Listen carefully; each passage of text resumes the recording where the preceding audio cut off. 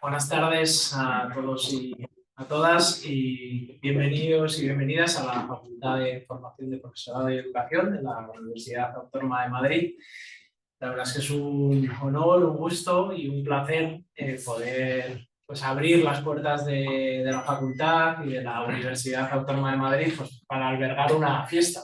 Si algo hay que decir hoy, que no será cantar, es decir felicidades a una institución que cumple 175 años, que a día de hoy que algo dure 175 años, pues realmente es algo milagroso, ¿no? Comentábamos antes con algunos que solamente esos 175 años ya dice algo del valor de la institución, que es verdad que no es solo el cumplir años, ¿no? Cuando decimos la experiencia tiene que ver además con más cosas, pero sin lugar a duda que una institución esté vigorosa y vigente después de 175 años, pues es sin lugar a duda un hecho que requiere una felicitación. Y yo en ese sentido, pues quiero en primer lugar agradecer a la Unión Sindical de Inspectores de Educación y representado en su presidente, Jesús Marrodán, pues también el agradecimiento de pensar en la Universidad Autónoma de Madrid y en nuestra facultad para poder albergar el aniversario, ¿no? de los 175 años como otro de los actos, ¿no? que el propio que USI está haciendo, y también pues muy particularmente dar a conocer el trabajo que hacen desde uno de sus órganos de difusión principales, que es la revista de Educación e Inspección Supervisión 21, maravillosamente dirigida, y me consta también como autor del monográfico por Marisol Hielo, a la que también pues agradecemos su presencia aquí y todo su trabajo. Me acompaña también en la mesa Miguel Ángel Tirado, que ha sido el coordinador del monográfico, que coordinar siempre es una función, yo iba a decir no sencilla, podría ser sinónimo de complicado, y más cuando hay que coordinar pues una coral de voces pues muy variada, ¿no? Como es este caso. Tiempo tendremos de valorar el número, pero desde luego a mí pues lo principal que quería era dar la bienvenida a todos, a los presentes, a los que nos siguen también ahora pues de manera online, dar las felicitaciones. Y a mí pues no me corresponde mucho mayor protagonismo, como es lógico, y doy sin más la palabra al presidente de USIE, Jesús Marrodán. Bueno, pues muchas gracias. Buenas tardes a todos. Muchas gracias, señor decano, por acogernos en esta institución académica, porque además la revista, que tiene un nivel científico importante y relevante que se va reconociendo, también está vinculada a esto, a la vida académica, ¿no? En este sentido, quisimos hacer un monográfico y la directora y el equipo de la revista lo acogió muy bien y lo ha gestionado muy bien. Marisol, muchas gracias. Muchas gracias, Ángel. Que, como han dicho, este año, el 2 de abril, se conmemoró el 175 aniversario de aquel famoso Real Decreto de 30 de marzo, ¿no? Que fue publicado el 2 de abril en la Gaceta de Madrid, ¿no? Un Real Decreto que crea la inspección ya no tal como función, sino como cuerpo profesional, como un ente de funcionarios especializados en supervisar y mejorar el sistema educativo. Y desde entonces, y hasta nuestros días, esperemos que sean muchos más, estoy seguro que sí, la inspección sigue haciendo ese papel, ¿no? USIE, en su Encuentro Nacional de Inspectores que tuvimos en Granada en octubre de 2023, aprobó la puesta en marcha de esta iniciativa de poner en valor la inspección educativa. Y para eso, en el mes de enero, el Comité Ejecutivo Estatal y el Fórum de USIE crearon una comisión dedicada a este evento, al 175 aniversario, ¿no? Una comisión que tiene como coordinador principal el valedor de ella, José María Lozano, que hoy también le vamos a escuchar en este acto, y además otros compañeros que aquí tengo con nosotros, el gusto de tenerlos, como Ángel, como Iciar o como Vicente.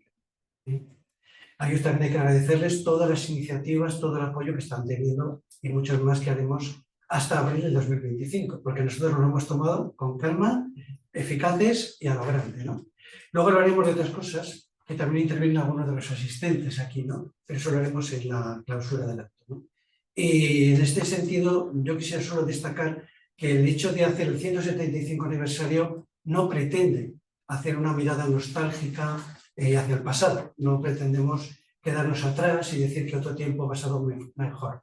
Nosotros siempre afrontamos el presente y con la idea de mejorar también el futuro, ¿no? Sino que es una mirada de poner en valor el legado, la aportación de miles de inspectoras, de inspectores a lo largo de estos 175 años. Su impacto en la normativa, su impacto en la metodología educativa, su impacto en la creación y difusión de actividades, de centros, de metodologías, de roperos, cantinas y otras cosas que hoy nos pueden parecer antiguas, pero que hoy seguimos haciendo.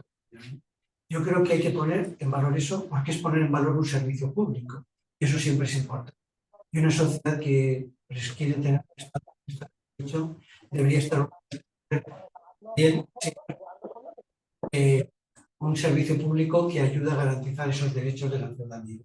Por tanto, yo con esto le doy la palabra a la señora directora de la revista, que es realmente quien ha puesto en marcha esta iniciativa.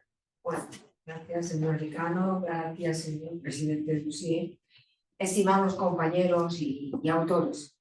Hemos llegado aquí tras 12 años de un lento y concienzudo trabajo. Yo llevo 4 años y medio elaborando la revista que tan valientemente me encargó Jesús Barrodán para colocarla en el nivel académico y educativo que se merece, centrándonos en un aspecto tan singular como es la inspección educativa de educación. Hay muy diversas opiniones si se llama inspección educativa o inspección de educación. En todo caso, algo singular y necesario, y buscando siempre la adecuación al marco internacional y a los estándares de calidad de este tipo de publicaciones. Hemos llegado muy lejos, pero aún nos queda mucho por territorio por recorrer. 4 líneas han sido las que nos han guiado desde que cogimos la revista. 1. Una señal de identidad, que son nuestros casos prácticos, ¿no? Que es el desarrollo, la sistematización de la tarea diaria y cotidiana de los inspectores, convertido en una materia de estudio, y la continua actualización normativa. Eso siempre es un faro y desde ahí partimos. Luego, siempre abundamos en la reflexión, la investigación y la innovación sin ningún tipo de cortapisa sobre, más allá de los estándares académicos reglamentarios, sobre la supervisión en la educación, tanto a nivel nacional como internacional.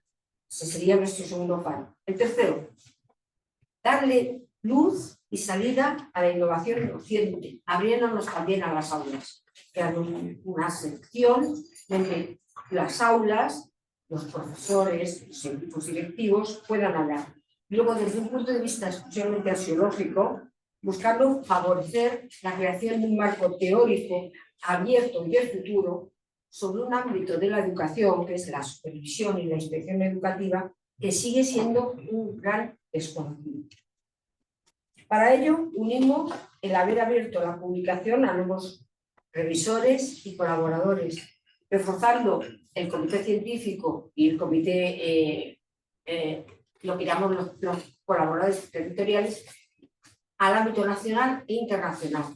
Esto no solamente era algo necesario para colocar la revista, o sea, para la operatividad de la revista. Esto es necesario para cumplir los estándares mínimos que tiene que tener una publicación que aspire a ser medianamente rigurosa y científica.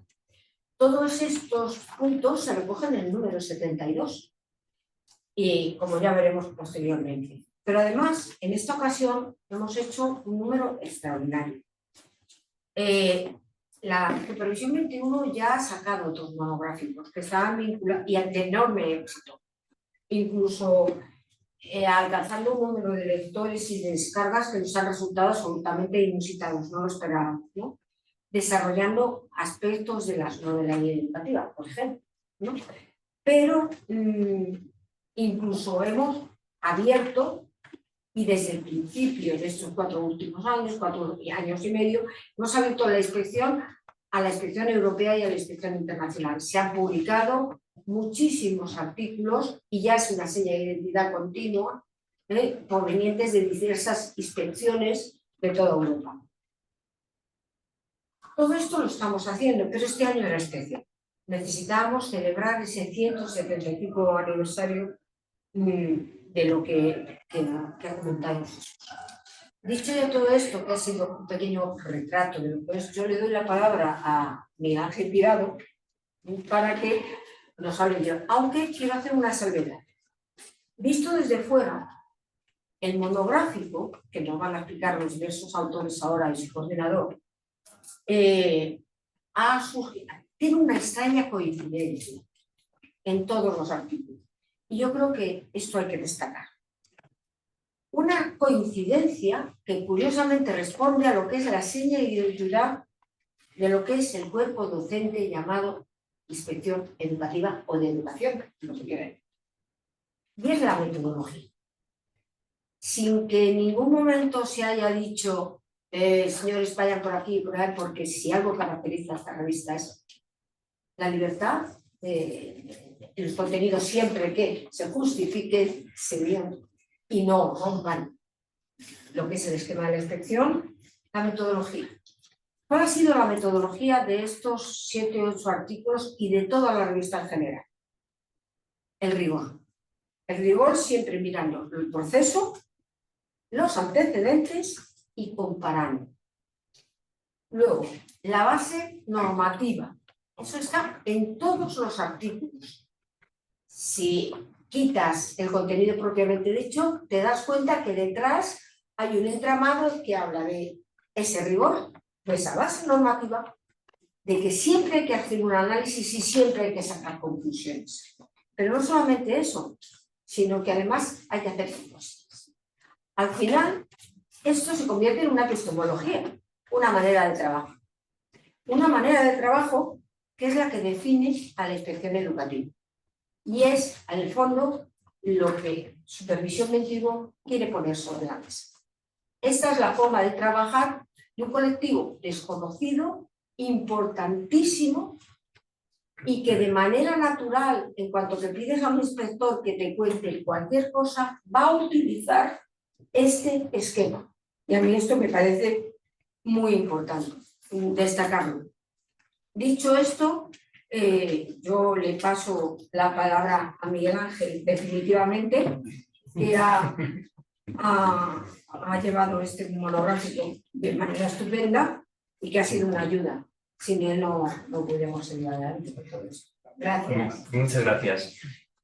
Bien, muchas gracias por acogernos, señor decano, en la facultad. Gracias al presidente por la labor y gracias, directora de una revista extraordinaria, por la confianza depositada en mí a la hora de coordinar este extraordinario monográfico. Sinceramente me parece un excelente monográfico.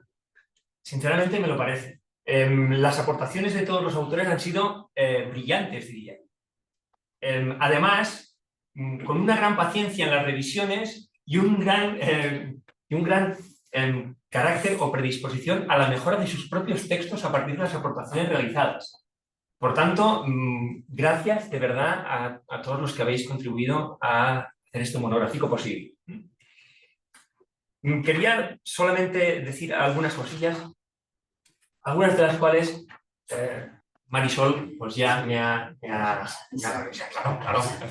avisado claramente, porque yo también quería hablar de algunas coincidencias y hemos coincidido. Hemos coincidido plenamente en el rigor y hemos coincidido plenamente en el carácter propositivo que tienen todos los textos. Tiene un carácter propositivo que realmente desprenden esa voluntad de mejora de un cuerpo tan importante como el nuestro. Yo estoy muy agradecido.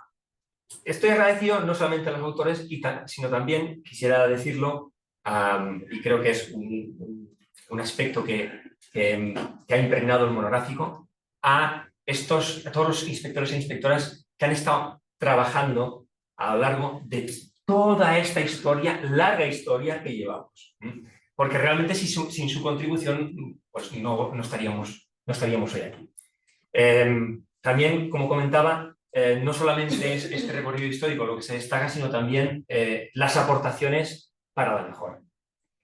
Tengo que decir que cuando redactábamos la presentación, pues yo tenía una idea, pero Paco me dijo, mejor esto, déjalo, porque yo empezaba la presentación dejándole un mensaje a nuestros homólogos del futuro. O sea, yo quería hablar con ellos. Lo que pasa es que Paco me dijo, a ver, el texto narrativo quizá te está tardando un poco, ¿eh? Pero yo me eché para adelante. Quería hablarles a los inspectores del futuro del 2149. Suena lejos, ¿eh? Creo que no estaremos, ¿eh? Pero bueno, para cuando vean el vídeo, porque el vídeo que da, claro, quería plantearles, bueno, ¿existirá la inspección educativa cuando se celebren los 300 años? Una pregunta que me quería plantear, ¿no? Y claro, la respuesta ya la avanzo. Mientras la escuela exista como institución al servicio de la sociedad y de la igualdad de oportunidades, la inspección educativa será necesaria. Y allí estaremos. Porque, bueno, aprovecho para decir que, claro, qué mejor profesión, ¿no?, que esta en la cual nos dedicamos a velar por la buena educación y por ayudar a lograrla. Creo que difícilmente se puede encontrar una profesión con esta importancia para la sociedad. Y dicho de todo esto, porque yo también tengo el tiempo limitado, dicho todo esto, explicaros que el monográfico lo constituyen siete maravillosos artículos, que además vienen desde enfoques muy diferentes, por tanto, y no nos hemos coordinado en eso. No ha sido labor mía coordinar esto. Me ha venido solo.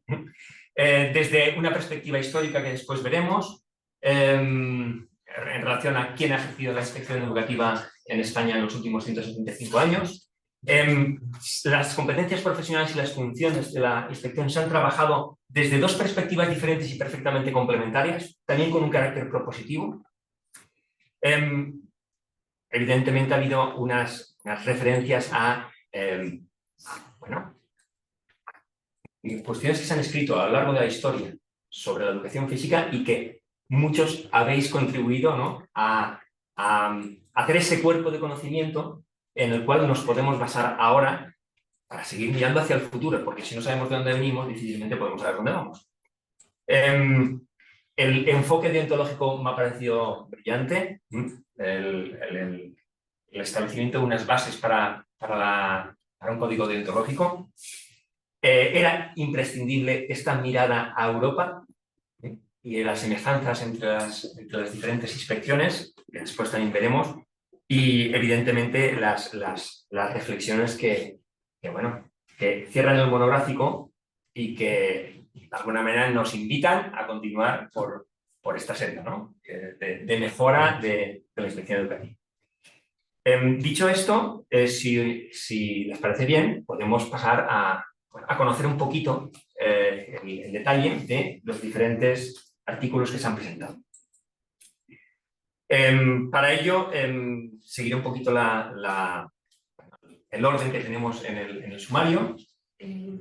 ¿Puedes proyectar el sumario? Sí.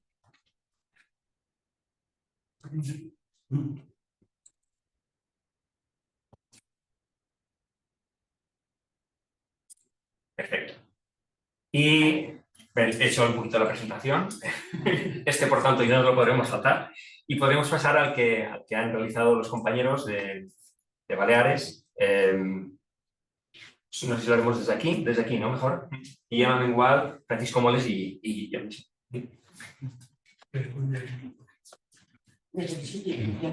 Sí, o desde aquí. El título es ¿Quién ha ejercido la inspección educativa en España en los últimos 175 años? Breve recorrido histórico. Guillem Amengual, Francisco García Moles y demás. Breve recorrido histórico y breve presentación. Miguel Ángel me ha dicho, un encargado en este caso, que explique algo imposible. Ya digo que es imposible. Es decir, que en 3 minutos, demos una visión, un análisis en profundidad de las diferentes formas mediante la cual se han ido reclutando los inspectores de educación, ¿no? Por lo tanto, voy a intentar ser lo más, sin estresaros, voy a intentar ser lo más conciso posible, pero seguro que utilizaré algunos minutos. Nuestro artículo ha sido un artículo que hemos elaborado única y exclusivamente utilizando fuentes normativas primarias, es decir, hemos accedido a los decretos, a las órdenes, a los reales decretos, a las leyes que hemos encontrado en la Gaceta de Madrid, en la Gaceta de la República, en el Boletín Oficial del Estado.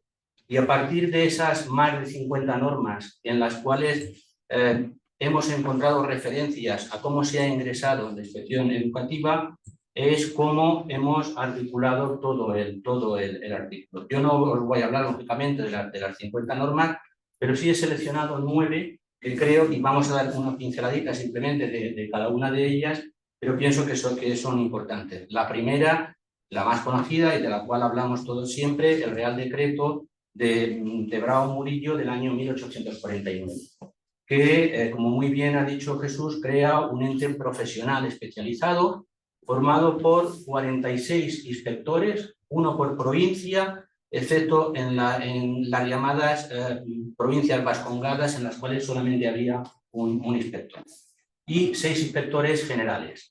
Pero lo que no se hace es crear el cuerpo de inspectores de educación. Para eso todavía tendremos que esperar algún tiempo. Incluso en el año 1857, cuando se promulga la ley Moyano, que es como sabemos todos, es la ley más longeva de la educación en España, puesto que estuvo en vigor la friolera de 113 años, es decir, estuvo en vigor hasta que fue derogada totalmente por parte de, en el año 70, por la Ley General de Educación. Hasta entonces, en esos 113 años, estuvo en vigor. La ley Moyano tampoco crea el cuerpo de inspectores de educación. Lo que hace es incorporar los preceptos, las características generales del sistema de ingreso que había fijado el Real Decreto de 1849, lo eleva al rango de ley, ¿no? Y es curioso, por ejemplo, que lo que sí hace la ley Moyano es crear el cuerpo de empleados de archivos y bibliotecas, pero no creó el cuerpo de inspectores de educación. Para la creación del cuerpo de inspectores de educación, desde el 49 tuvimos que esperar 36 años. Es mediante el Real Decreto de 1885 cuando se crea el cuerpo de inspectores de primera enseñanza. Se regula que el ingreso en el cuerpo se realizará por oposición y los ascensos se harán mediante el concurso de antigüedad, por lo tanto una cosa totalmente objetiva, y otra no tan objetiva, como es concurso de méritos, que lógicamente era tenía un carácter más discrecional, lo que era la valoración de esos méritos. Nos llamó mucho la atención, y lo estuvimos comentando con Miguel Ángel y con Guillén, la justificación que el conde de Romanones da en este Real Decreto de 1885 para la creación del cuerpo de inspectores de educación. Es muy interesante la lectura de ese preámbulo y dice cosas como que el objetivo que pretendían era dotar de seguridad jurídica y proteger a los inspectores de las arbitrariedades del poder y de los poderosos. Y dice también que, literalmente, para protegerlos de resoluciones ad irato, y en que ese abogado nos estuvo hablando bastante sobre el tema pero que era un problema la arbitrariedad a la cual podían estar sometidos los inspectores, y es lo que el Real Decreto del 1885 dice que intenta proteger. Otra norma que pensamos que es importante es el Real Decreto de abril de 1901, que con el principio del siglo XX empieza lo que podíamos ya calificar como el baile al cual se ha obligado durante este siglo a la inspección y a los inspectores, que muchas veces, dicho en plan coloquial, sería aquello de ahora sí, ahora no, un pasito para adelante o un pasito para atrás. ¿Por qué digo esto? ¿Por qué decimos esto? Decimos esto porque el decreto de 1901 deroga de forma expresa el sistema de ingreso por oposición en el cuerpo de inspectores de primera enseñanza.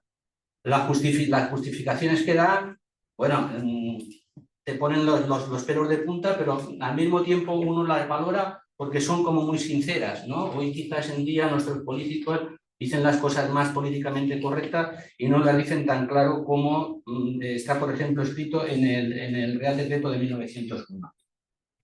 Se dice claramente que se suprime el ingreso mediante sistema por oposición y que las vacantes serán cubiertas libremente por el Ministro de Educación Pública y Bellas Artes. La justificación que comentamos dice que la oposición era un sistema muy válido para valorar la actitud científica e incluso la actitud didáctica, pero que no servía para valorar, entre comillas, la moralidad, ¿no? Que ya sabemos todos lo que querían decir y lo que significaba. Decía que no servía el sistema de oposición para valorar la moralidad de los inspectores y por eso lo suprime. Por lo tanto, hay poco que comentar y este ha sido un poco la presión que la inspección educativa ha ido sufriendo a lo largo de todos estos años. En 1901 se publica otro Real Decreto muy importante, que es el decreto de creación de la figura del inspector de segunda enseñanza. Hasta entonces no se había creado, por lo tanto la inspección de segunda enseñanza se crea 50 años después que la de primera enseñanza. Y el Real Decreto de 1913 que contempla la incorporación formal de la mujer a la inspección como inspectoras auxiliares. De 1913, de estas normas que hemos ido seleccionando, damos un salto ya a la República, año 31. En el año 31 y en el año 32 se publican dos decretos muy importantes que regulan todo lo relacionado con las características y el ingreso en la inspección educativa. Recupera el Real Decreto, perdón, el Real Decreto no, estamos en la República, por lo tanto el decreto de 1931 recupera la figura del inspector maestro, que no era una cosa que se inventara entonces, sino que en épocas anteriores ya había existido esa figura, existía con anterioridad. Y con respecto a las oposiciones, habla de oposiciones libres y oposiciones restringidas. Lo de libre no deja de ser un eslogan, en el sentido de que realmente no eran libres, porque había un filtro previo. Es decir, las pruebas que se hacían sí eran muy claras, muy objetivas y tal, pero había un filtro previo de selección de quién se podía presentar a la oposición o no, que se basaba en la presentación de una memoria, se basaba en informes previos de las autoridades, incluso hasta una visita de inspección por parte del tribunal para las personas que se presentaban. Curiosamente, el decreto de 1932 estuvo en vigor hasta 1967, es decir, superó la guerra civil y superó 28 años de franquismo. Quiere decir que tanto servía a unos como para otros la manera que estaba regulado. El decreto de 1967 también fue muy importante y estuvo en vigor hasta 1989. La Ley de Educación de 1970, la Ley 14 de 1970, crea el cuerpo, en el artículo 143, crea el Cuerpo Unificado de Inspectores de la Inspección Técnica de Educación, conocido como SITE. Y curiosamente habla en el artículo 143 que se accedería por concurso. La realidad fue diferente y el desarrollo de la Ley General de Educación, en la práctica, el acceso, excepto en determinadas circunstancias, fue por concurso-oposición. Y por concurso-oposición a los cuerpos de enseñanza básica, de enseñanza media y de formación profesional. Por lo tanto, realmente no llegó a crearse un cuerpo unificado de inspectores de educación, sino que los tres cuerpos estos pervivieron durante muchos años. Creo que es muy importante hablar ya de las dos últimas normas. La primera es la Ley 3084, que desde nuestro punto de vista ha sido uno de los mayores ataques sufridos por la inspección educativa en estos 175 años. ¿Por qué decimos esto? Decimos esto porque la disposición adicional 15ª suprime literalmente los cuerpos de inspectores de educación, y a los miembros de ese cuerpo literalmente los almacena en un ente que crea, que dieron en llamar CISAE, Cuerpo de Inspectores al Servicio de la Administración Educativa, que incluso desde nuestro punto de vista el nombre no es correcto. No, o sea, el nombre es el que es, pero pensamos que incluso tenía una cierta intencionalidad, en el sentido de que los inspectores somos administración educativa, pero no estamos al servicio de la administración educativa entendida como el servicio a los administradores de la educación. Estamos al servicio de los alumnos y estamos al servicio de la sociedad, nunca al servicio de los intereses de los administradores en cada momento. Esta disposición adicional 15ª creemos que fue perversa en el sentido de que se suprime los cuerpos que ejercían la inspección educativa y se crea una figura que se denomina función inspectora, que se encarga no a los inspectores, sino que se encarga a docentes. Y en un esfuerzo de magnanimidad, entre comillas, permiten que los inspectores de los cuerpos de inspección educativa dicen que puedan ejercer también la función inspectora. Por eso decimos que pensamos que fue una actuación muy perversa. Actuación que tuvo muchas consecuencias, y ya termino, pero que los mismos que hicieron la Ley 3084 en 1995 con la LOPECE solucionan el estropicio, y solucionan en cierta manera el estropicio que se había creado en el 84, creando nuevamente el Cuerpo de Inspectores de Educación, al cual se especifica que se accedería por concurso oposición.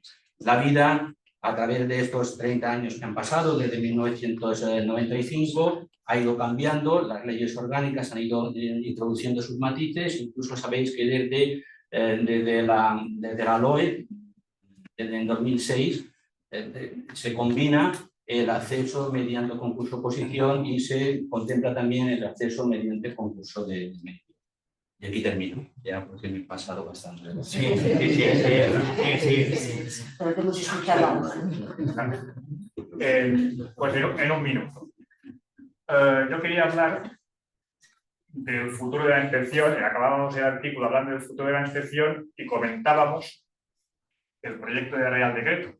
Es que resulta que ya es lo que comentábamos, ya es pasado. Porque vamos a salir la modificación del proyecto de Real Decreto sometido a consulta pública, y claro, ya introduce matices o diferencias en lo que era el tema del artículo, es decir, el acceso a la inspección. ¿Por qué? Porque cambia en esencia el mismo sistema que viene siendo hasta ahora, pero nos cambia en la parte del temario, introduce una novedad bastante importante, que es el tema de las preguntas de opción múltiple, que en la primera versión, la que utilizamos nosotros, que era del borrador del 7 de octubre de 2022, eran entre 60 y 100 preguntas de opción múltiple y entre 10 y 20 preguntas cortas. Entonces, todo esto ya es historia, ya han pasado a ser un cuestionario como mínimo de 30 preguntas y máximo 45 referidos a la parte A del temario. No indica si son preguntas cortas, si es cuestionario, si es opción múltiple. Esto nos queda en el aire, se ha perdido por el camino. Y bueno, solo a título de ejemplo, pensad que, por ejemplo, las posiciones de jueces y fiscales son un test de 100 preguntas, el mío son 225, entonces pues no lo sé yo. Aquí dejo la reflexión. Aparte de esto, aparte de las preguntas breves / cuestionario, el acceso viene siendo el mismo. Parte del temario por escrito, parte del temario oral y caso práctico. Entonces, dicho esto,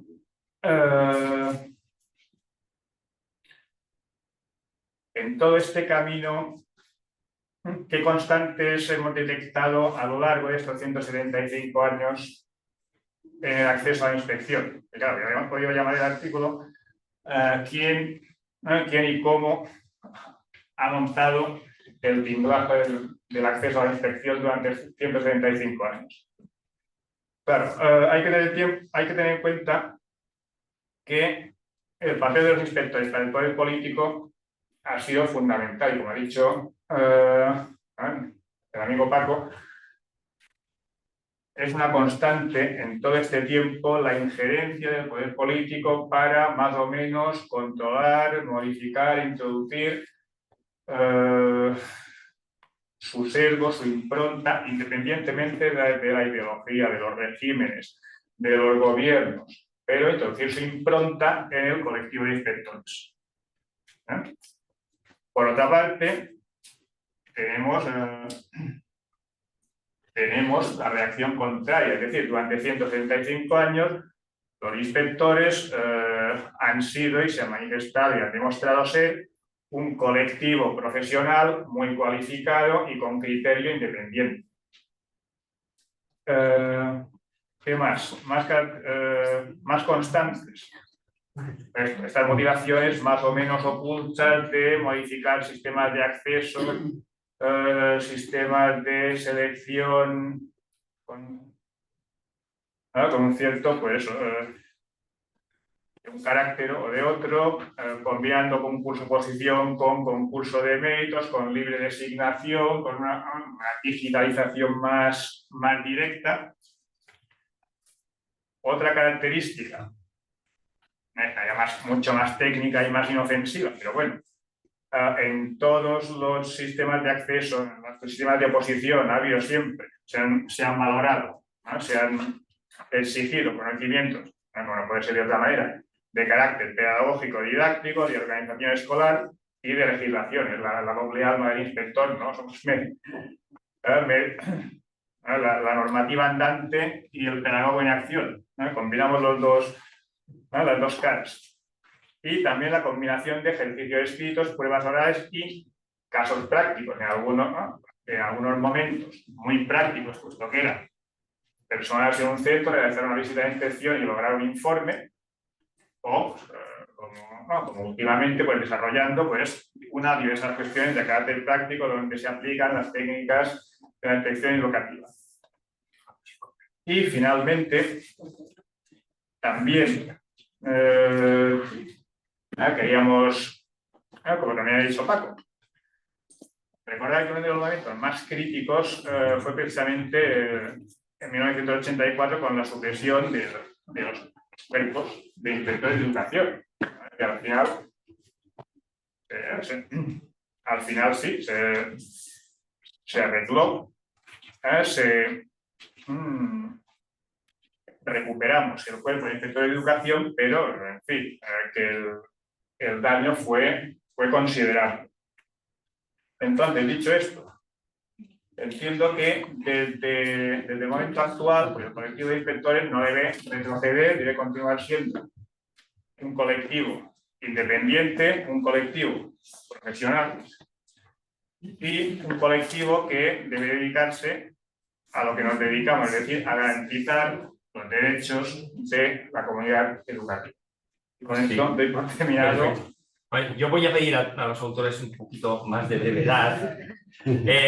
Podéis invitar a la lectura del artículo y no hacer un spoiler del... Muy bien. Pasamos al artículo titulado Funciones y competencias profesionales de la inspección educativa. Me ahorro la presentación porque si no vamos a ir mal de tiempo y entonces ya puedes venir aquí y explicarlo. No, bueno, puedo hacerlo también desde aquí, ¿no? No, porque será mejor de cara a la... Porque si yo me queda bien, no tengo problemas. Muy bien, no te preocupes. Sí. Bueno, pues buenas tardes. Felicitar a todos por este aniversario, felicitar a USIE por la organización de este acto tan bonito y comienzo ya con mi artículo, que se denomina Funciones y competencias profesionales de la inspección educativa y que se estructura en dos partes esenciales, una propuesta de dirección y una conclusión. En la primera parte se analiza la evolución de las funciones reguladas para los inspectores de educación, resaltando el momento histórico y la permanencia o no permanencia de esas funciones en el momento actual. Se hace este recorrido sobre las funciones de vigilancia y control, la función de evaluación, las funciones de asesoramiento y de orientación, las funciones de administración y de gestión y las funciones de formación.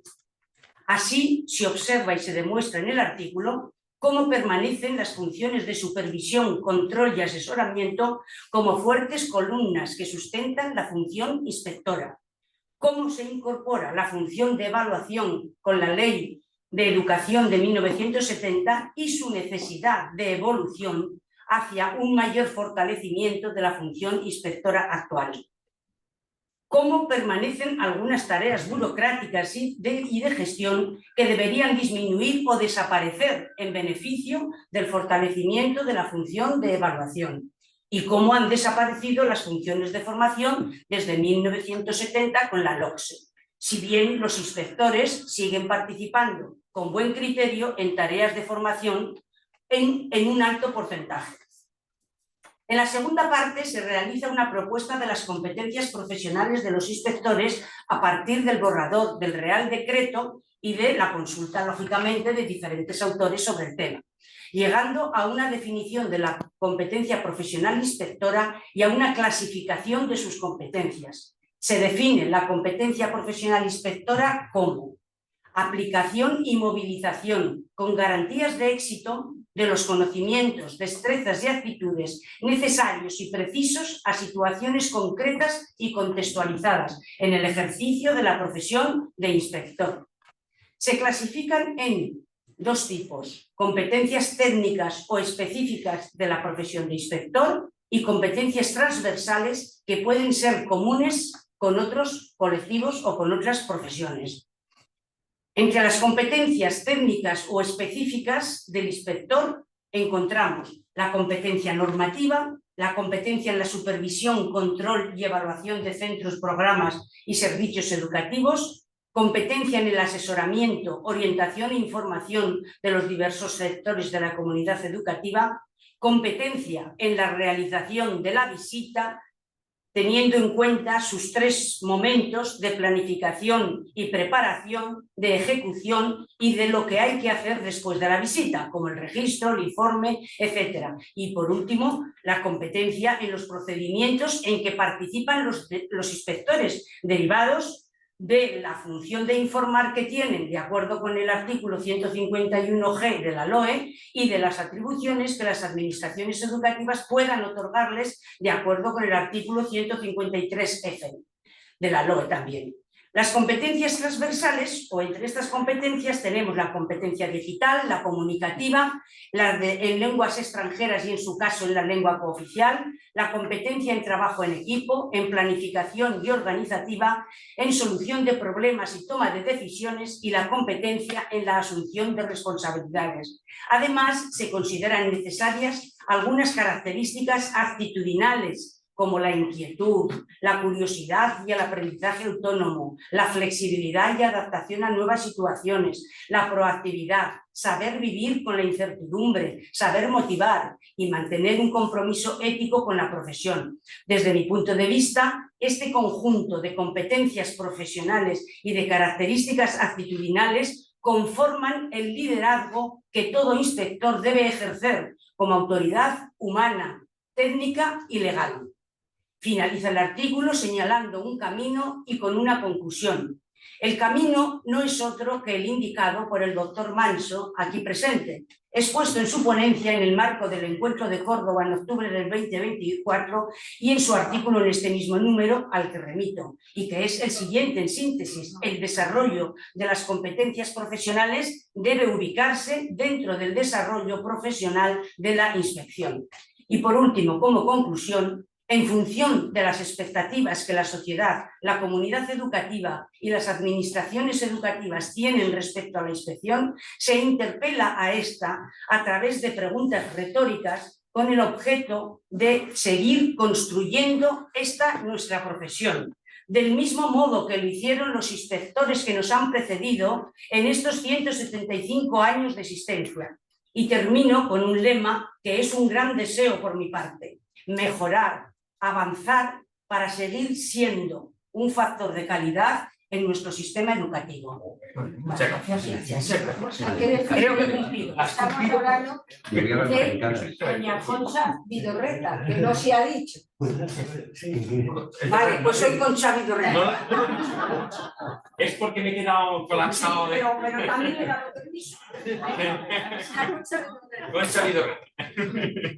Es tan buena que no necesita presentación. Muy bien, pues pasamos al siguiente, que es líneas para el establecimiento de un código deontológico para la Inspección de Educación por José María Lozano. Hola, buenas tardes. Muchas gracias por estar aquí. Gracias por permitirme participar con el monográfico. Gracias a los que nos están viendo a distancia porque nos permiten entrar a sus casas. Y muchas gracias a USIE, porque yo tengo que decir con toda honestidad que este tipo de iniciativas, una revista académica, un encuentro, unas actividades culturales, son de un gran valor. Dotan de identidad, dotan de autonomía, dotan de un criterio único de lo que estamos muy necesitados en esto. Voy a intentar ser disciplinado, tengo 5 minutos y pienso ocuparlos. Lo primero es que mi aportación al monográfico es un artículo que modestamente intenta proponer unas líneas generales. ¿Están todos tus extranjeros? Sí, porque están aquí disfrutando. Perdón, estaba sido contaminación. Mi aportación es un artículo que intenta aportar unas líneas generales para el establecimiento de un código deontológico. Y me voy a centrar, no voy a haceros un resumen, no voy a haceros un spoiler, pero ¿por qué? En primer lugar, por oportunidad. Es verdad que utilizar una efeméride, 175 aniversario, pues no deja de ser un pretexto, si queréis, algo artificial. Pero tenemos que pararnos en el 175 o 177, mirar al pasado para impulsarnos algo. Creo que debemos tener el compromiso permanentemente de actualizar este compromiso con la vida. ¿Por qué también? Pues por necesidad. Y se ha hablado aquí, lo ha hablado Concha, y lo ha hablado y lo va a decir más gente. Uno de los permanentes complejos que tenemos los inspectores de educación es una duda sobre nuestra pertinencia.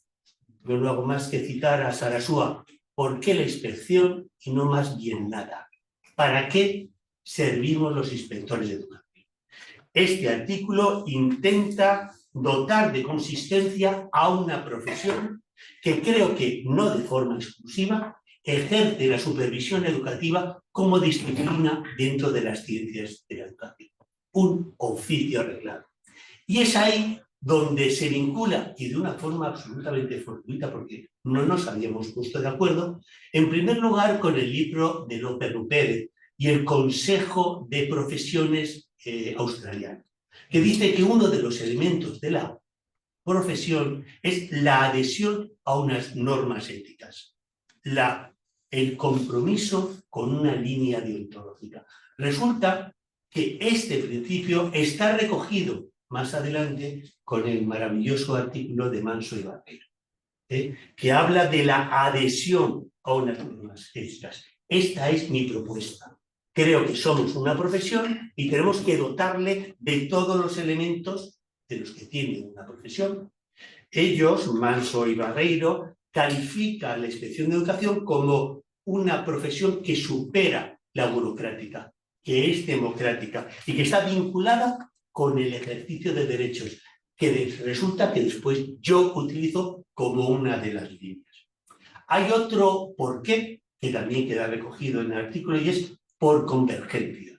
La inspección de educación está en un entorno donde es necesaria una coherencia con los principios de gobernanza europea, transparencia y rendición de cuentas.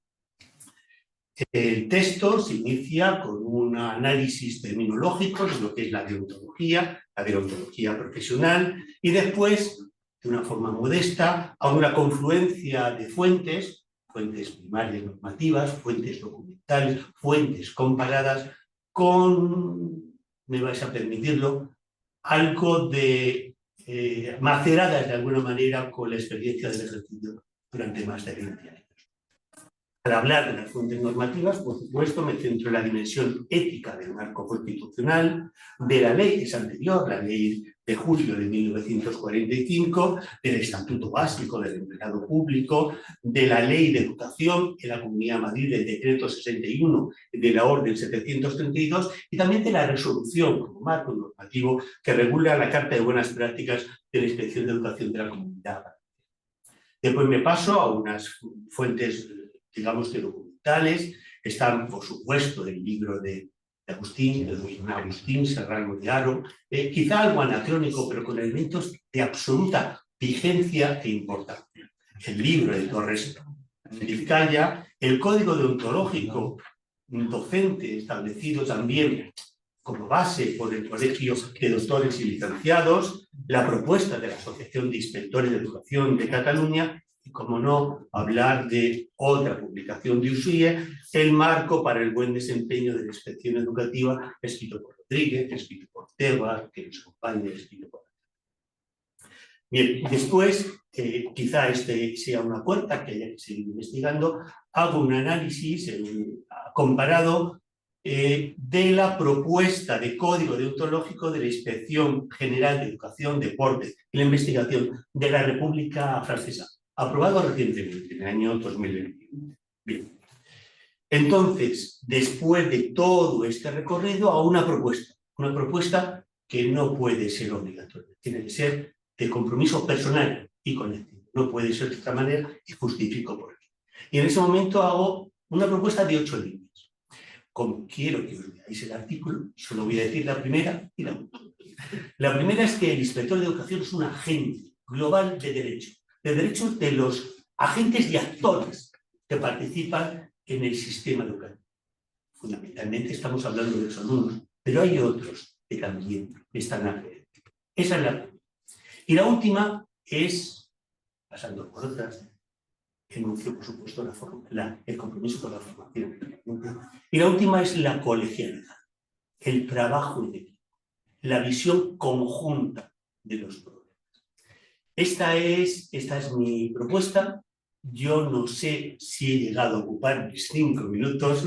Lo que sí espero es que esta propuesta sirva también de marco para la profesión, ¿no? Para la profesión y de marco para la identidad y el desarrollo para una profesión, utilizo la misma palabra, que creo que es merecidamente etcétera. Muchísimas gracias, José María. Pasamos al siguiente artículo que se titula El desarrollo de la inspección educativa a través de sus competencias profesionales, por Jesús Manso y por Valentín Barranco. Gracias. Yo voy a ocupar solo un minuto porque, bueno, por varias razones. El primero, porque ya que ha venido Valentín, pues que él exponga el trabajo, y también porque el que ha escrito fundamentalmente el artículo ha sido Valentín, al que le agradezco mucho que, pues, la colaboración que hemos tenido en la redacción de este artículo, que tuvo como origen precisamente mi participación en el encuentro en Granada. Y lo que debo destacar simplemente estos 30 segundos es las gracias a USIE y a todos los inspectores e inspectoras que habéis permitido, ¿no? Y creo que hablaba muy bien del cuerpo, el que si algo tiene diferente todo el monográfico es que hay 2 que no son inspectores y nos habéis dejado participar y tener voz, ¿no? Y además os agradezco las palabras, Concha y José María, que habéis hecho ahora, porque creo que también es un atrevimiento positivo por vuestra parte el decir, oye, ¿y qué pueden reflexionar otros, ¿no? Sobre nuestra profesión y cómo lo vemos otros, vuestra profesión, que ya sabéis, esto sí que es un spoiler, que somos fieles defensores de la función inspectora de educación para el beneficio del sistema educativo.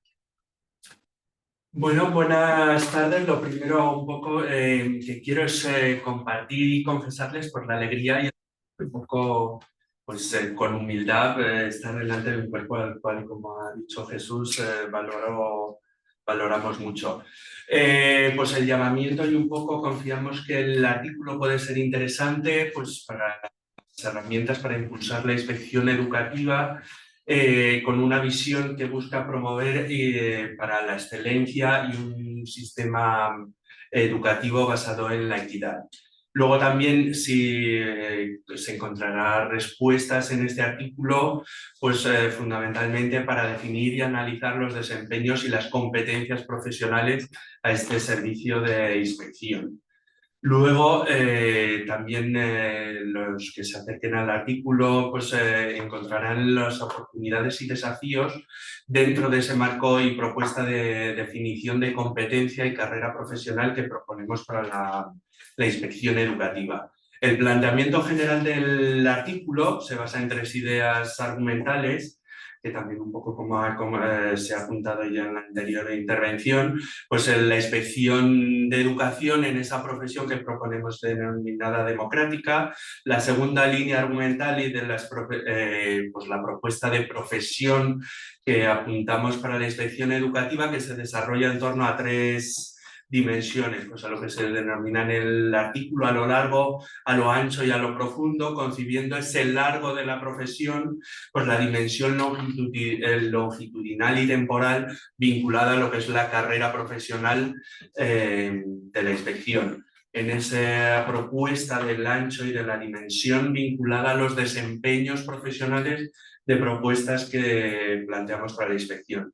Y en ese profundo que tiene lo que concebimos en la dimensión de la carrera de inspección, pues la vinculada a esa propuesta de identidad y de prestigio social que debéis tener en la sociedad. Y la tercera idea argumental que presentamos en el artículo es el marco de las competencias profesionales, andando en esa amplitud que aportan a la inspección en educación. Pues todo ello estructurado en 3 puntos argumentales. Un primer punto en el que la profesión de inspector o inspectora de educación y sus dimensiones en el contexto del desarrollo profesional. Pues ahí atendemos a la definición de profesión, la propuesta de profesión democrática que apuntaba y que ha mencionado antes el inspector Lozano. Luego, el desarrollo profesional y sus dimensiones. En esa visión de a lo largo planteamos la importancia de esa formación inicial, la inducción profesional en la inspección, la importancia de la formación permanente y de las condiciones laborales. En ese ancho de propuesta para el servicio de inspección, pues ahondamos en la definición de marco de competencia y los desempeños que debería de tener para ejercer la profesión. En la profundidad nos adentramos en el reconocimiento interno de la profesión, vinculado a ese prestigio social y la actuación del servicio de inspección como servicio público y beneficio para la sociedad.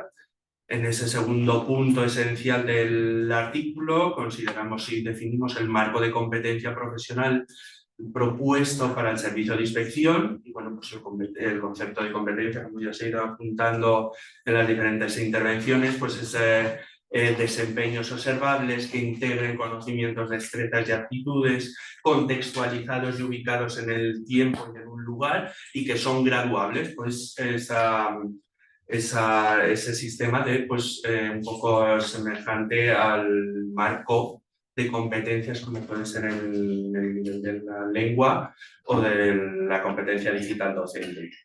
Pues luego se analizan diferentes análisis de las diferentes propuestas y análisis bibliográfico para así también apuntar una definición que cada una de las competencias en términos tiene que tener unos desempeños y unos indicadores observables para cada una de esas competencias y esos conocimientos, destrezas y actitudes, ese principio también ético asociados a cada competencia.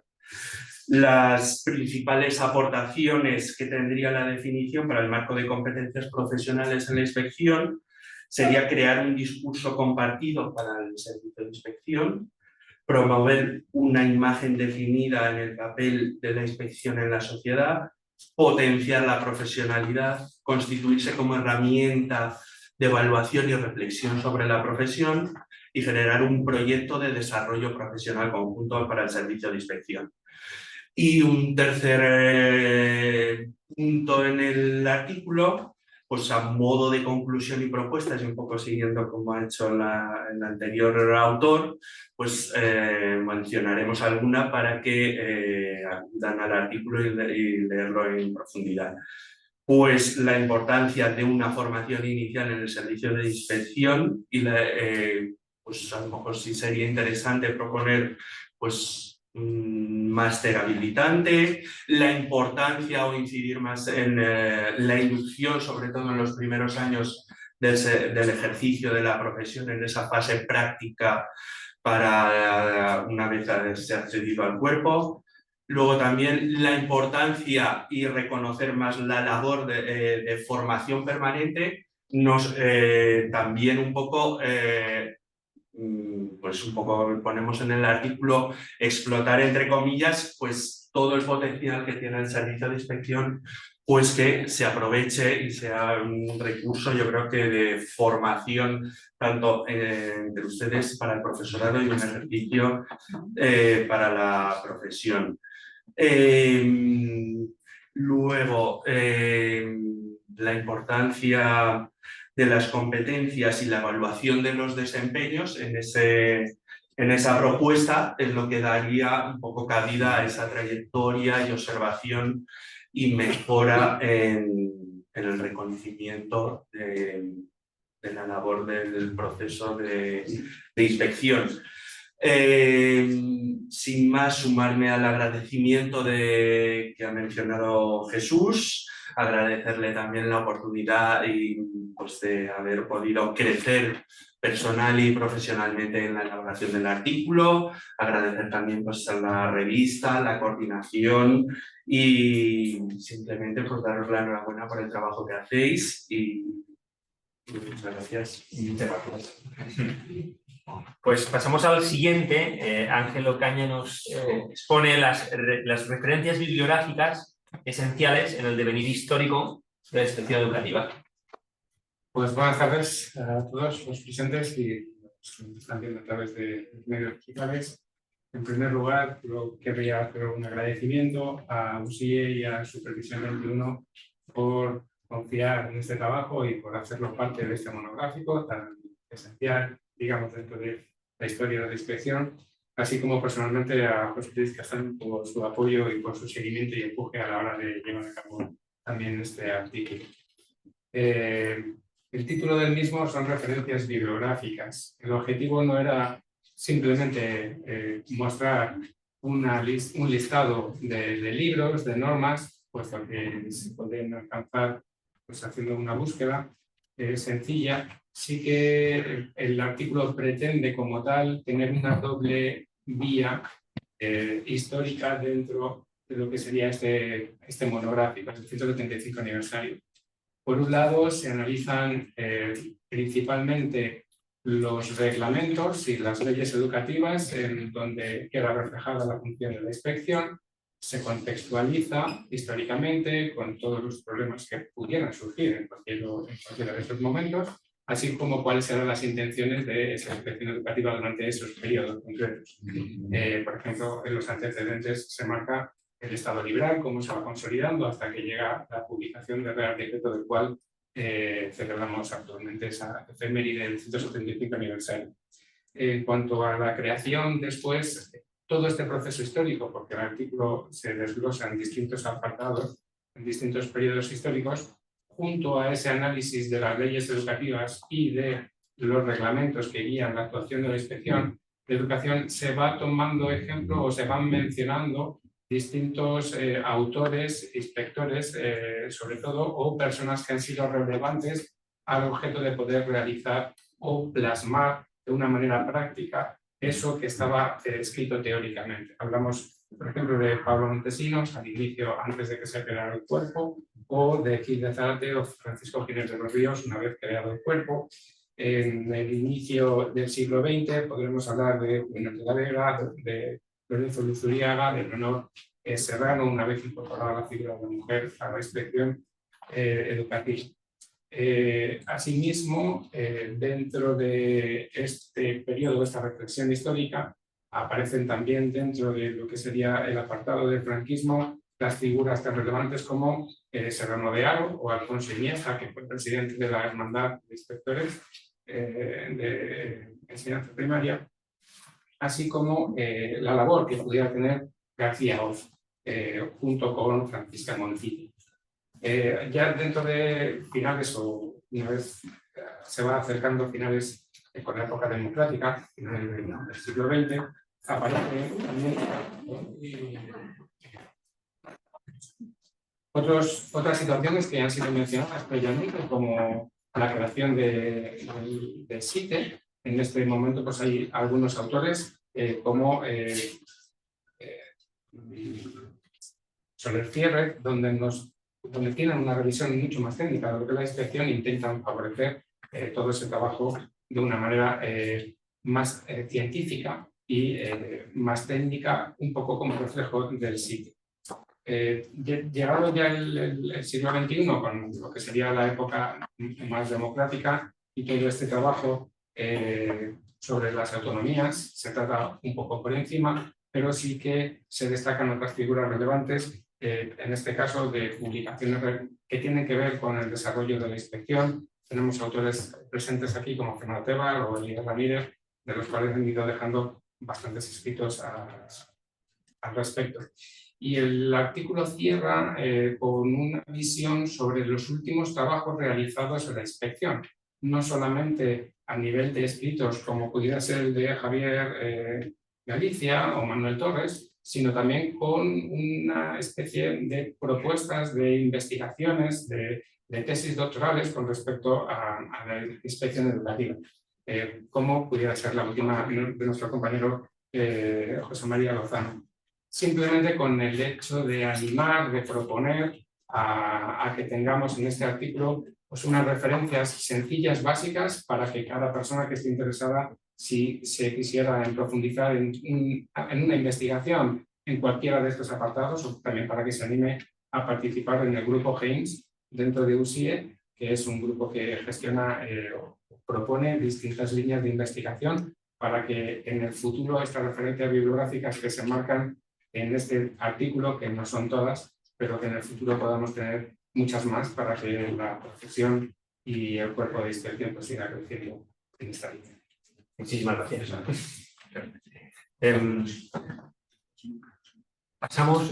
Pasamos al artículo de Laura del Castillo, titulado Algunas semejanzas y singularidades de las inspecciones de educación europeas desde su nacimiento hasta hoy, que nos lo podrá comentar en línea. Muy bien, espero que se me oiga bien. ¿Se me oye? Sí, sí. De acuerdo. Bueno, pues yo lo primero que quería era agradecer a la directora de la revista y en especial al coordinador de este número por haber aceptado mi trabajo para publicarse, y además lo que quería invitar a todos los que estén presentes, ya sea en línea o ahí presencialmente, a que lean el artículo, porque le he dedicado bastante más tiempo a escribirlo que lo que le voy a dedicar a esta presentación. Así que os invito a leerlo. Voy a dar unas pequeñas pinceladas nada más para que sepan ustedes de qué va el artículo. Lo que se pretende es que no mirar solamente al pasado en la inspección, que ya se ha apuntado por parte de algún autor aquí también, sino también mirar alrededor, mirar a los países de nuestro entorno y darnos cuenta de que la creación de la Inspección de Educación no es un fenómeno aislado en Europa, la creación en España no es un fenómeno aislado, sino que también se produce en el resto de países europeos. De hecho, es un fenómeno que viene ocurriendo desde principios del siglo XIX y se extiende hasta principios del siglo XX.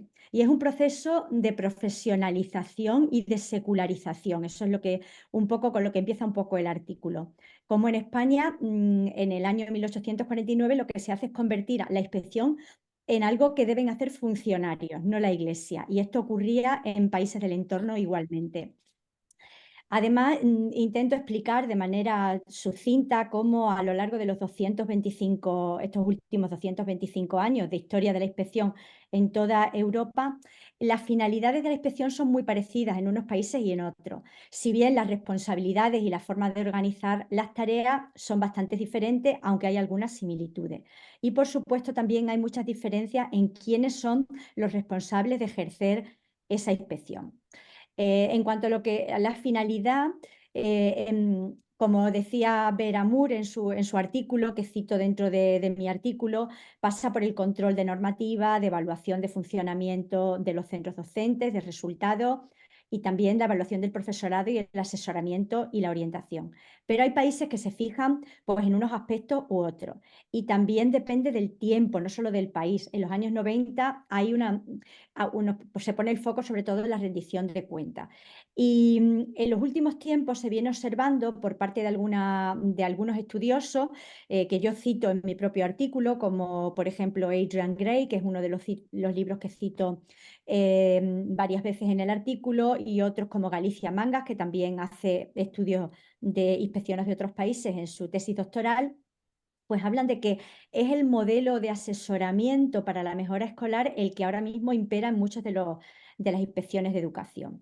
Y consideran algunas inspecciones, como la de Irlanda o la de Escocia, que la autoevaluación de centros y la evaluación externa pues son procesos complementarios que buscan esa mejora escolar continua. Otro de los capítulos del artículo se dedica a la variedad de profesionales que ejercen la inspección, porque en España, igual que pasa con Francia, Turquía o Portugal, existe un cuerpo de la Administración de inspectores. Pero en otros países existen inspectores de educación, que son funcionarios de ministerios de educación, pero no son los únicos que realizan inspecciones, sino que es una tarea compartida con otros expertos externos.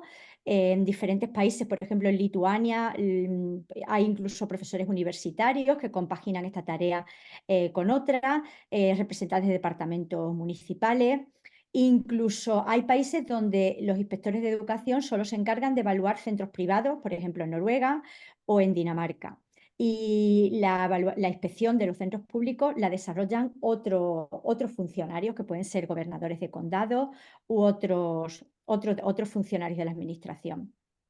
Lo que pretendo en el artículo pues, es dar pinceladas sobre esas similitudes y esas también variaciones que se producen de unos países a otros, pero al final la conclusión es que lo que persiguen la mayoría de las inspecciones de todos los países, con todas las diferencias que hay, es la de aportar calidad y mejorar el sistema educativo que se presta en sus países. Y bueno, este es un poco el sentido del artículo y como digo, invito a su lectura. Muchas gracias. Muchísimas gracias, Laura. Y pasamos al último de los artículos que se incluyen en el monográfico, que es el realizado por Jesús Merlán, titulado La inspección educativa, funciones y contribución al sistema educativo en su 175 aniversario. Bueno, pues buenas tardes a todos, a todas. A ver, mi artículo para mí fue un poco difícil de hacer porque viendo qué grandes pesos de la inspección participaban en el artículo, mi pregunta era cómo lo iba a enfocar, ¿no? Y casi la respuesta me vino de la realidad de ser presidente de USIE, ¿no? Cuando he ido a muchas reuniones con ciertos colectivos, siempre te encuentras con esa leyenda negra de que la inspección se dedica sobre todo a velar por el cumplimiento y a controlar y controlar, ¿no? Entonces, claro, si la sociedad tiene esa visión, es difícil poner en valor el valor de un colectivo profesional tan potente y tan cualificado. Entonces, claro, la primera reflexión es lo que aprendí de Concha Virorreta en el Cuento de Granada, ¿no? Vamos a ver la norma, y que también ha trabajado aquí muy bien, aquí presente, como es José Luis Castán o Elías realmente, ¿no? Es decir, vamos a seleccionar un conjunto de normas relevantes para la inspección y a ver qué dice de sus funciones, ¿no? Y efectivamente, cuando uno mira la de mayo de 1849, que ya se ha citado, la de 1932 de la República, la de 1967 del franquismo, los diferentes decretos que se crearon durante el franquismo de creación del cuerpo de inspectores de enseñanza media, luego ya con la democracia, el DFP, con esa revisión te das cuenta, sí, de forma muy superficial, pero bastante clara y potente, por supuesto, luego la ley de la LOPECE, que ha comentado Paco García Moles, pues te das cuenta que efectivamente la inspección tiene esa función de velar y controlar, pero tiene otras muchas funciones que muy acertadamente ha comentado Concha, ¿no? La de supervisar, la de asesorar, la de acompañar, y aunque algunas han cambiado, como por ejemplo nuestro protagonismo, ahora ya diluido y desaparecido en la formación del profesorado, sí que la de ayudar y asesorar siempre ha estado vigente, siempre, de una forma o de otra, ¿no? E incluso la de colaborar con la administración pues en calcular las instalaciones de los centros, los cupos del profesorado o cosas de ese tipo, ¿no? Por tanto, si en las funciones a nivel de papel no estaba, ¿dónde está el problema? ¿No? Bien, por otra parte de hacer siempre hay una reflexión, ¿no? Aquel poema que se atribuye a Bertolt Brecht sobre preguntas de novela de un libro, ¿no? Están los grandes acontecimientos, pero ¿dónde están las personas? ¿No? ¿Dónde están las personas? Por eso, el libro que en su día presentamos y que excelentemente coordinó José Luis Castán, que está a mi espalda, la portada, Historia de la Inspección, pues da parcialmente respuesta a la pregunta. Ahí tenemos un conjunto de personas y grandes inspectores que en épocas distintas, desde Francisco Carrillo hasta recientemente Eduardo Soler, han contribuido a la inspección, ¿no? Con sus publicaciones, con sus artículos, con su docencia, con sus ponencias, con sus propuestas de normativa, etc. Entonces eso quiere decir que los inspectores, además de sus funciones, sí que han sido capaces de tener un impacto en el sistema educativo, ¿eh? Sobre todo en otras épocas en que eran grandes autores de libros de texto. Pero no hay que irse solo al pasado, ¿eh? Aquí tenemos el gusto de tener con nosotros a personas que en los próximos, cuando se haga el 200 aniversario, estoy seguro que algunos citarán, como es Elías, como es Concha, como son Miguel, bueno, Castán, bueno, muchos de los que estáis aquí presentes son Jesús Manso, ¿no? Es decir, porque ya han aportado algo, ya han dejado su huella, ¿eh? Hoy día, cuando ves el temario de algunos academias de oposiciones, ya ves que estas personas son citadas, ¿eh? Por tanto, afortunadamente vamos a dejar también una buena herencia. Pero entonces la reflexión era, a pesar de esa gran labor de algunas individualidades, a pesar de esa normativa, ¿por qué seguimos no permitiendo dar una visión más correcta de nosotros, ¿no? Y ahí viene el último apartado de mi artículo, ¿no? ¿Cuáles son las limitaciones de la inspección y que impiden que sus funciones se desarrollen plenamente? Y empiezo por lo más sencilla de todas, los números, simplemente los números, las matemáticas, ¿no? Si tú tienes, como actualmente, y he dicho en muchos foros ya, 8 millones de alumnos, 700.000 estudiantes, 30.000 centros y solo 1.600 personas, inspectores o inspectoras, para ejercer el control, el asesoramiento, el apoyo y la supervisión, es evidente que no se puede llegar. Es evidente, es imposible. Es imposible. Entonces la pregunta es, ¿qué pasa además? Además pasa que afortunadamente la ONU nos quitó en el artículo 151 esa coletilla penosa, mal de todos muchos problemas que yo considero, esa coletilla que cualesquiera otras funciones que la administración. Claro, eso fue el gran coladero. Ahí cabe todo, expedientes disciplinarios, gestionar, hacer de todo, vamos, ¿no? Entonces, el primer problema de recuperar y ejercer esa función son los números, ¿eh? Es el número de inspectores en las plantillas que apenas han evolucionado.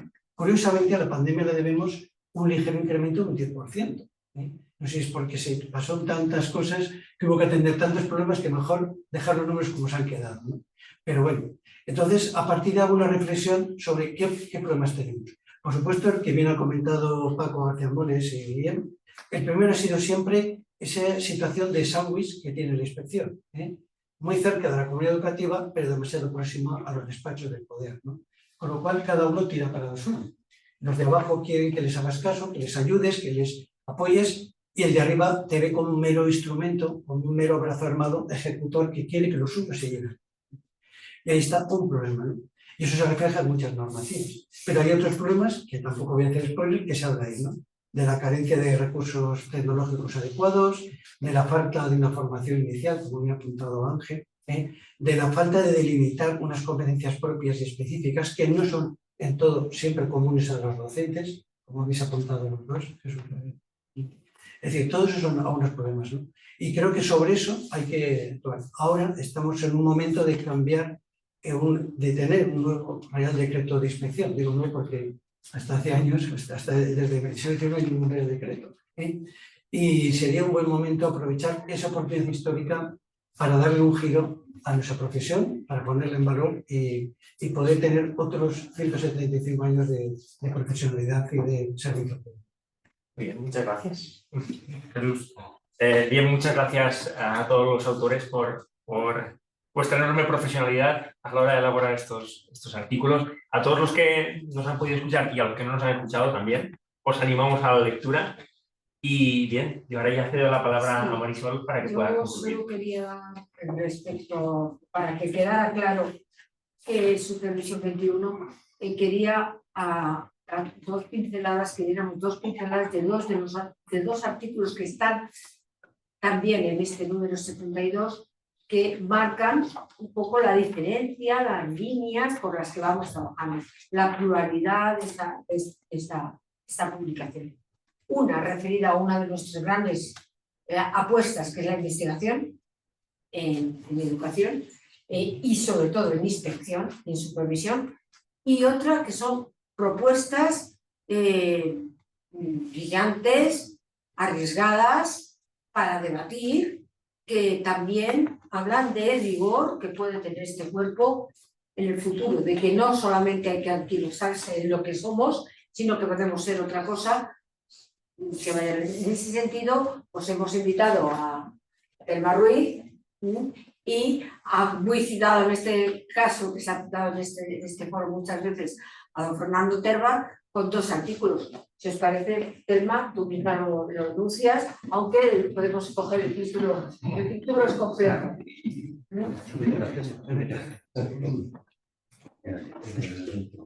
Telma nos habla de investigación. Sí. Bueno, yo voy a ser muy breve, es un poco tarde ya, yo creo que estamos cansados y efectivamente esta investigación se refleja en un estado de la cuestión, como nos pidió, nos solicitó Marisol Hielo. Yo quiero agradecer a Supervisión 21, en nombre de Íñigo también, que es mi compañero, Íñigo Palencia, con el que trabajamos mano a mano y publicamos en Supervisión, y simplemente es la propuesta del análisis de la observación de la transición entre la etapa primaria y secundaria, transición que provoca grandes cambios y grandes movimientos en los niños y las niñas, por el cambio no solamente físico, sino metodológico que supone el salto de la etapa, combinado todo ello con una etapa evolutiva y cognitiva muy concreta, que es el paso de la adolescencia a la adolescencia. Y nos parece interesante recuperar un poco a partir de las formulaciones y de las investigaciones que ya se han desarrollado, sobre todo la de Jimeno Sacristán, que es quizá uno de los autores que más publicó y que más escribió sobre las transiciones educativas. Citamos también a Gairín, citamos a Fulan y citamos también a Lorenzo, que introduce una idea peculiar y curiosa, hablando de los distintos centros, de los centros de primaria y de los centros de secundaria, como distintos ecosistemas en los que la organización y el funcionamiento se diferencian claramente unos de otros. Y nos parece interesante proponer una serie de actuaciones para abordar esta transición y para que la transición resulte lo menos traumática posible. Establecemos una comparativa entre la escuela concertada y los centros públicos. Estamos hablando de la transición entre los públicos, porque sí que es verdad que en los colegios y en los centros educativos sostenidos con fondos públicos concertados esa transición está mucho más trabajada y el cambio de la primaria a la secundaria es mucho más amable. De hecho, la voluntad de muchas de las familias a la hora de matricular a sus hijos en centros públicos es precisamente evitar ese cambio, esa interrupción entre centros educativos, y nos parece interesante también analizar hasta qué punto el poco reflejo normativo que tiene esta transición, si bien es verdad que en el preámbulo de la LOMLOE ya se habla de cuidar estas transiciones, de implementar ámbitos en primero de la ESO, por ejemplo los institutos públicos, o de que haya una coordinación entre los agentes de la primaria y secundaria, entre los docentes, también se reflejan en la normativa de nuestra comunidad, la Comunidad de Madrid, tanto en el decreto como en la orden de organización y funcionamiento, por ejemplo, de la primaria. Bien es verdad que esto queda un poco al albur, una vez más, de las administraciones educativas y que consideramos que es débil la articulación normativa de esta transición. Es una propuesta de investigación, como digo, no se trata nada más que de un estado de la cuestión, ahí lanzamos la idea y nos bucearemos con muchísimo gusto en esta investigación, de la que espero que salgan cosas interesantes. Muchas gracias. Pues, si te parece, le damos la palabra a... Bueno, yo voy a tardar más de 5 minutos. por favor. Así que estoy cansado. No, Fernando, por favor. 5, no más. Bueno, vamos a ver nuestra propuesta. En primer lugar, de la propuesta, agradeceros al presidente Jesús, presidente de USIE, y al decano de la facultad, así como a Marisol Hielo, por haber incluido el artículo, digamos el mío y tal vez el de Telma fuera de lugar, cuanto lo que estamos haciendo es conmemorando el 175 aniversario, por lo cual muy agradecido. En segundo lugar, deciros también que básicamente este artículo está confeccionado por el doctor Marcos Rodríguez Bravo, que me parece que nos está escuchando. Y a él le debemos bueno, pues toda la elaboración. Yo colaboro un poco, pero él es realmente es el autor principal. Bueno, el tema, el objetivo de nuestro artículo está basado en que la inspección se dé cuenta de la necesidad de la especialización de los inspectores, la especialización de la inspección. No estamos nada de acuerdo con la generalidad que estamos haciendo ahora, como somos todos generalistas. Lo siento ser disruptivo, pero esa es nuestra propuesta y ese es el tema. Más que nada es para espolear. Ya sé que no vamos a conseguir mucho, pero por lo menos espolear conciencias.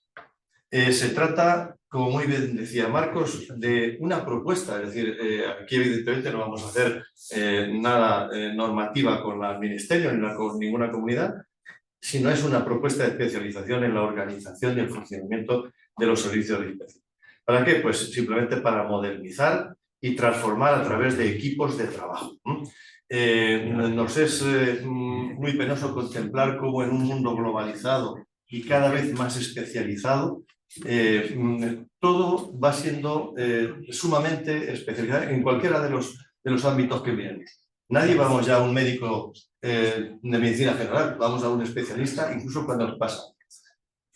Buscamos un abogado cuando tenemos un problema serio, pero un abogado no generalista, sino un abogado especial cuando tenemos un divorcio, cuando tenemos una sucesión, cuando tenemos cualquier cosa. Siempre los cuerpos en los que nos hemos mirado y que hacéis referencia en el documento que nos han pasado antes, cuerpos a los que siempre nos hemos comparado, siempre por debajo, evidentemente, como son el de trabajo, están especializados. Cuerpos de inspección de Hacienda están súper especializados. Bien. Pero resulta que en nuestro cuerpo de educación, no en el cuerpo de inspección, sino en todo el sector de educación, también existe la especialización, desde los más pequeños, que son los de infantil, pasando por primaria, donde hay una especialización, 3 especialidades, educación física, música e inglés, y que nunca hemos entendido cómo no hay una especialización, unos especialistas de matemáticas desde pequeños. El fracaso más grande de nuestro sistema está en matemáticas y sin embargo no hay especialistas. Es algo que no concebí. Pero bueno, ahí está el ministerio, ahí están los consejeros de educación.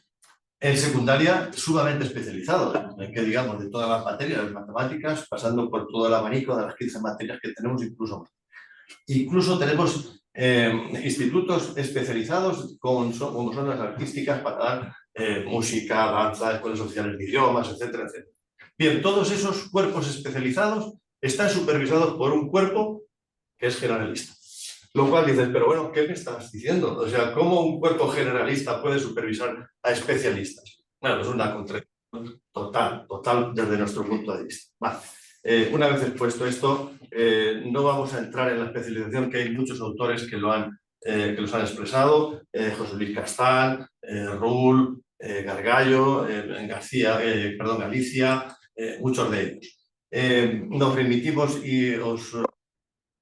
a un tema que ya nos introdujo María Teresa López del Castilla, nos hizo leer lo que es la consideración 42 de de la Conferencia de las Naciones Unidas en Ginebra en 1956 y a partir de cual ya se recomienda ahí la especialización de la inspección y a partir de ahí numerosos autores como los que he citado y otros muchos más pues han ido poniendo el foco sobre esa especialización. Entonces, ahora en el artículo, pasamos rápidamente, nos apoyamos en dos autores, Galicia Mangas, que hace una visión internacional, lo mismo que ha hecho antes la compañera, viendo cómo está la situación en Francia, en Inglaterra y en Alemania, y luego un poquito en España. Y después, nuestro compañero Marcos Rodríguez Rabo, que es el que hace el estudio no ya internacional, sino nacional por comunidades autónomas, viendo cómo están desde el País Vasco, pasando por la comunidad autónoma de Castilla-La Mancha y llegando hasta la que él más domina, que es la de Canarias. ¿De acuerdo? Bien, ¿en qué consiste nuestra propuesta? Pues nuestra propuesta consiste en la determinación de equipos especializados. La Comunidad de Madrid hemos visto este año que tenemos unos equipos que nos reunimos de vez en cuando para unos temas. Bueno, no los voy a calificar, adjetivos sin adjetivo calificativo, unos temas sencillos, como es elaborar, cómo hay que elaborar las actas a fin de curso, propuestas para ayudar a la programación, bien, ¿no? Lo que nosotros proponemos es equipos especializados para tratar temas concretos e importantes desde nuestro punto de vista, como son, por ejemplo, temas en los ámbitos pedagógico-didáctico. Hace referencia a lo relativo a la elaboración de las programaciones, supervisión de la práctica docente en los centros, tener en cuenta el análisis del rendimiento académico de los centros comparados unos con otros. Hace unos años estudiábamos cómo las diferencias que había, y algún artículo hay que lo habéis leído, entre los resultados que obtienen los centros públicos, concertados, y luego los resultados que se obtienen en la EBAU, ¿de acuerdo? Antes en la... bien, todo eso ha desaparecido. Todo eso un equipo podría dar resultados, puede ser muy interesante.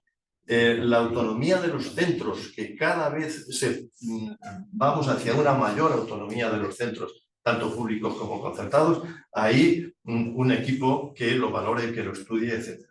En el ámbito de especialización, en los ámbito disciplinario, en el cual en la Comunidad de Madrid tenemos ya un equipo bastante bueno que analiza los expedientes disciplinarios del profesorado, es decir, bueno, pues en la escuela como equipos para tratar la convivencia y en los centros que cada vez sabemos que son más disruptivos, que hay que aplicar cada vez más decretos de convivencia, etcétera, etcétera.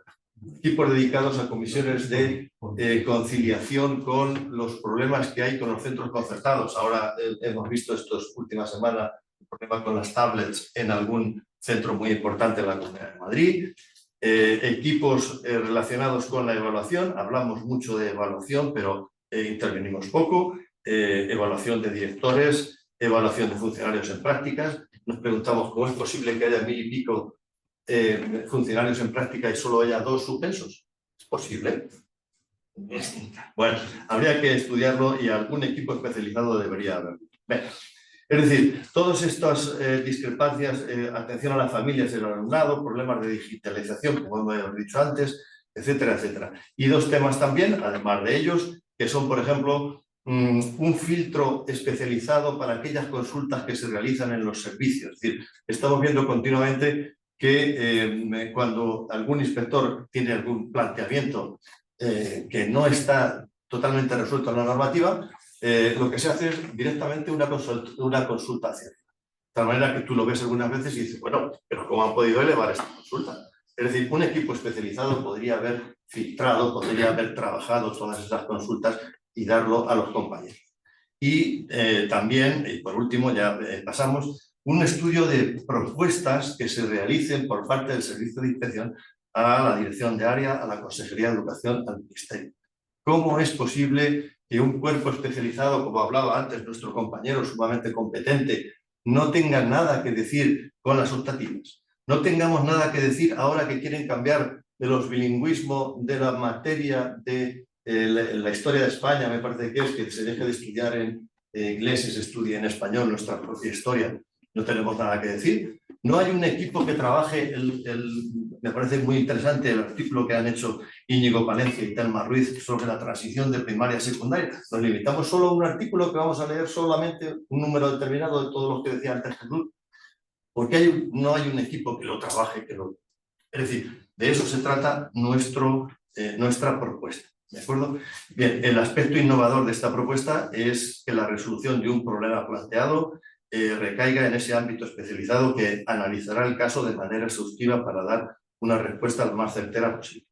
Y como probablemente no leáis el artículo, pues os leo las conclusiones. Y ya, vamos ahí. Primera conclusión.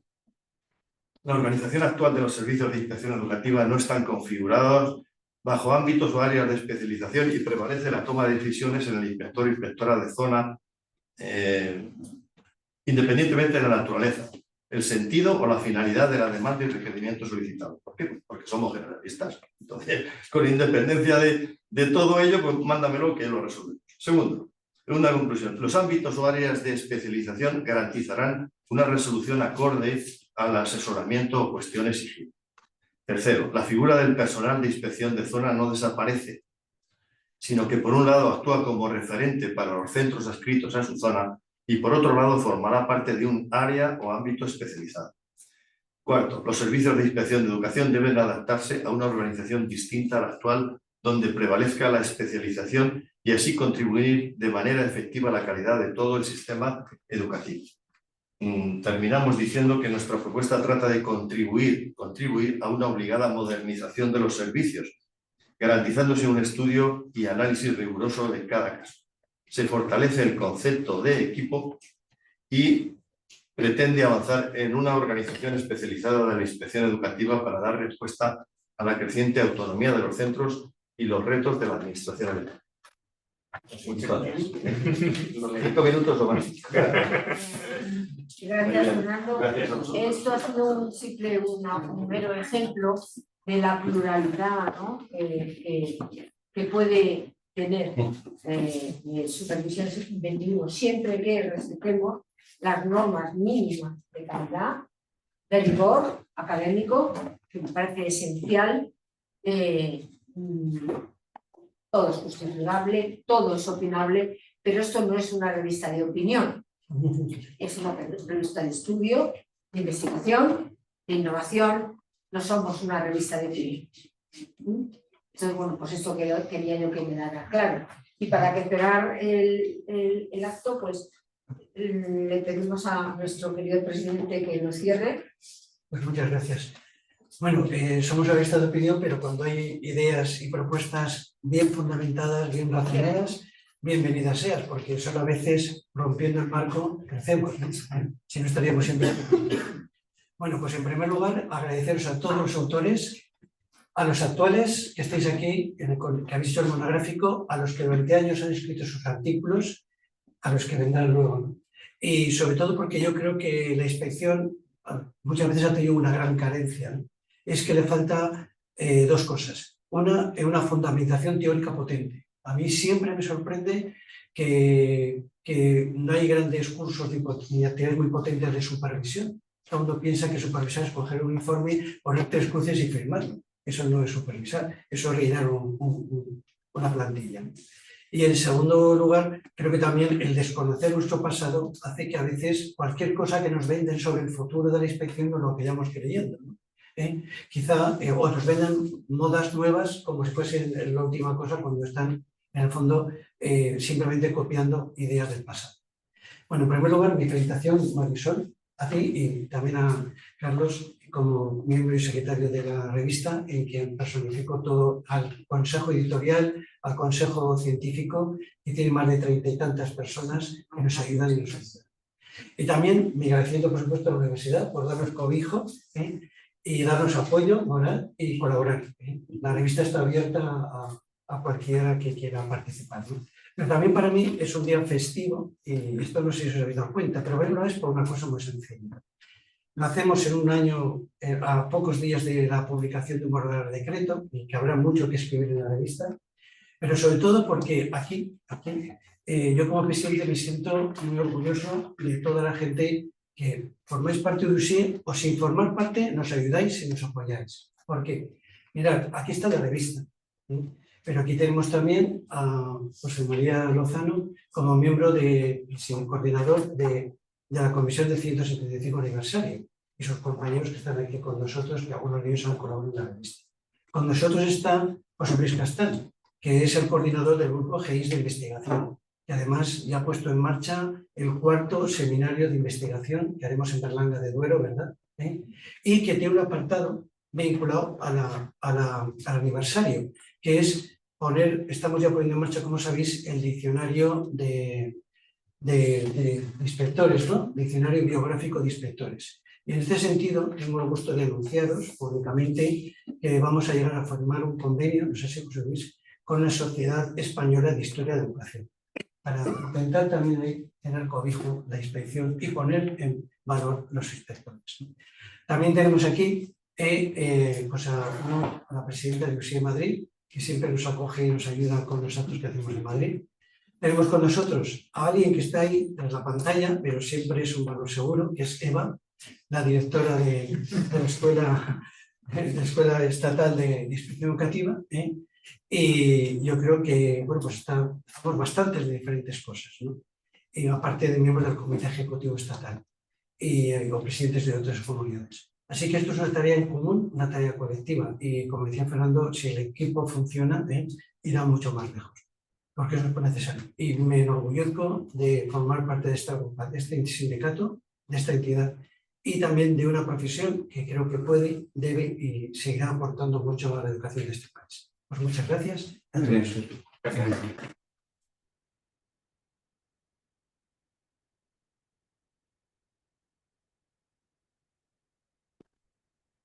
Curso de verano, sí, perdona. No cortes. No lo cortes. No lo cortes porque hay una novedad importante que vamos a poner y esto además quedará en el vídeo.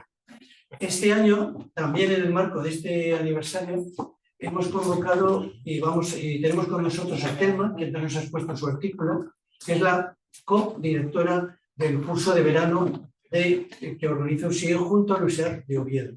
Este curso de verano lo haremos del 22 al 26 de junio. Del 23 al 26. 23 al 26, gracias Telma por corregirme. ¿Para eso estáis? Para corregirme.